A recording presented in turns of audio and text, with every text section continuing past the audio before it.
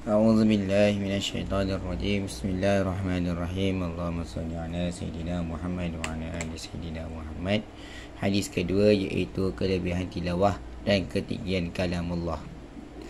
An Abi Sa'id radhiyallahu anhu qala qala Rasulullah sallallahu alaihi wasallam yaqulu ar-rabbu azza wa jalla man syaghalahu al-Qur'anu an dzikri wa mas'alati a'taituhu afdala ma'u'ti sa'ilin wa fadlu kalamillahi ala sa'iril kalami ka fadlillahi ala khalqihi. Artinya Sayyidina Abu Sa'id radhiyallahu anhu meriwayatkan bahawa Rasulullah sallallahu alaihi wasallam bersabda, Allah Subhanahu wa taala berfirman, jikalau sesiapa mendapati tidak ada masa untuk mengingatiku dan berdoa kepadaku kerana sibuk dengan Al-Quran, maka aku akan mengurniakan kepadanya perkara yang terbaik yang aku kurniakan kepada orang yang berdoa kepadaku. Ketinggian perkataan Allah Ta'ala ke atas segala perkataan adalah seumpama ketinggian Allah Subhanahu wa Ta'ala ke atas segala makhluk, iaitu ciptaannya. Hadis riwayat Imam Tirmizi, Darimi dan Baihaqi. Okay. Keterangan maksud di atas.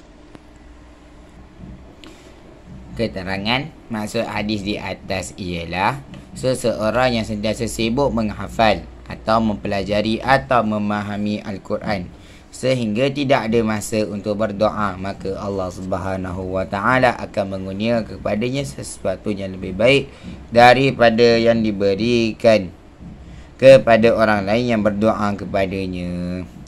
Satu perkara yang lumrah di dunia ini ialah apabila ada seseorang yang sedang membahagi-bahagikan kuih-muih dan salah seorang yang layak menerima kuih itu sibuk melakukan urusan bagi pihak si berbahagi itu sendiri sehingga menyebabkan dia tidak dapat hadir untuk mendapatkan bahagiannya, maka sudah tentu bahagian untuknya akan disimpan terlebih dahulu.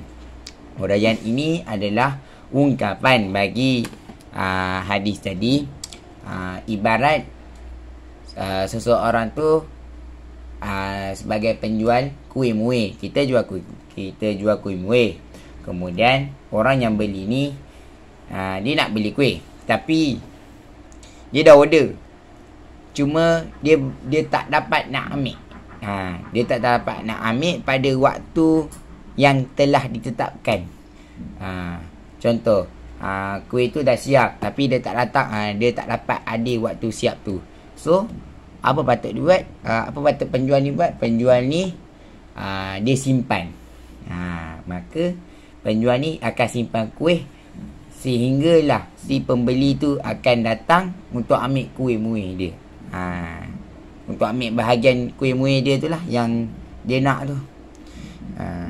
Jadi maksud dia kat sini adalah orang yang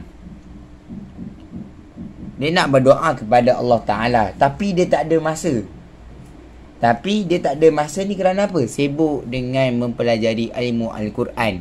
Sibuk mempelajari ilmu Al-Quran sehingga dia tidak ada masa untuk membaca Allah Ta'ala. Dia untuk berdoa kepada Allah Ta'ala. Dia macam baca Al-Quran 30 juzuk satu hari, tapi dia tak sempat nak berdoa kepada Allah Ta'ala sebab dia tengah sibuk. Macam contoh dia nak hantar hafazan dan sebagainya lah. Jadi Allah Ta'ala akan bagi yang lebih terbaik daripada apa yang dia nak.